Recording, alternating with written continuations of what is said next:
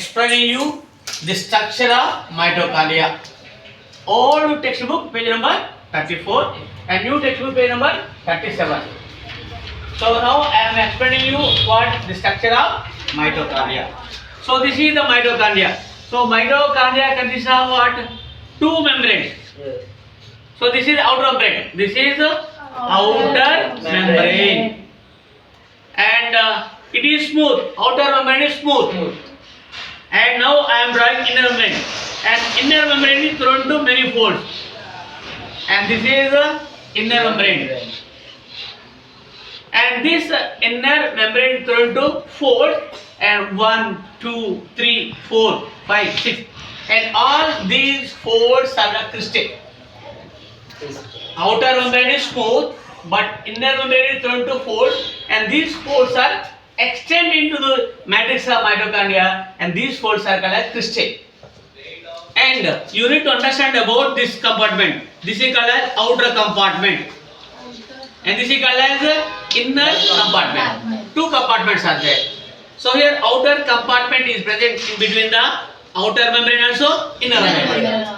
And inner compartment is present in the mitochondria. So it is enclosed by the inner membrane of mitochondria. So here inner membrane is what? Enclosing what? Substance, and recipients of a compartment, and that is called as inner compartment. And this is outer compartment. And now you need to understand about what? Here the mitochondria matrix consisting of what? Enzymes and some of the proteins which are present in the matrix of mitochondria, and they are helpful in what? Cellular respiration.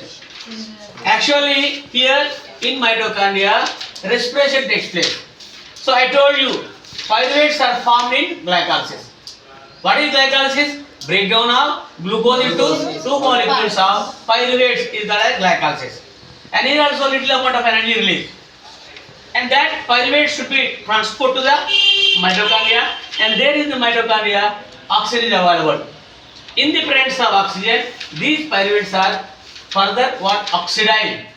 And finally oxidation of what? Pyruvate takes place and more energy released, and that process is called as cellular respiration. The respiration that takes place at cell, and also it also takes place in mitochondria. And here oxidation of pyruvate takes place in matrix of mitochondria. And here in this mitochondria energy release form of ATP and heat, and also what? Water also form. So what are the end products of that is aerobic respiration that takes place in mitochondria? ATP and heat, and also what? Some what? Gases also form, that is carbon dioxide. And now you see ATP molecules are produced in the mitochondria, and ATP molecules are stored in mitochondria, and that is the reason mitochondria are called as powerhouse of a cell. Why mitochondria called as powerhouse of cell?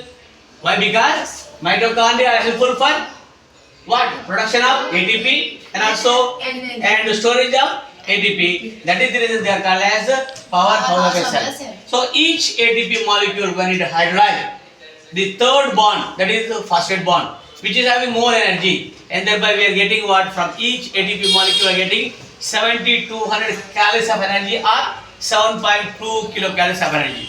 And that is brief description about what? Mitochondria.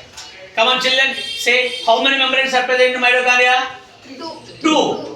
What are they? Outer membrane and inner membrane. How many compartments are there? Two. What are they? Outer compartment, inner compartment. The inner membrane is enclosing a substance that is called as matrix. Inner compartment consists of matrix. And why mitochondria called as the powerhouse of cell? Because these mitochondria are useful for production of ATP and the storage of ATP. That is the reason this mitochondria called as powerhouse of a cell. What is the full form of ATP? Adenosine triphosphate. If one ATP we hydrolyze, what is the energy we are getting? 7.2 kilocalories or 7200 calories. So that is brief description about the structure of mitochondria. Thank you children. Thank you sir.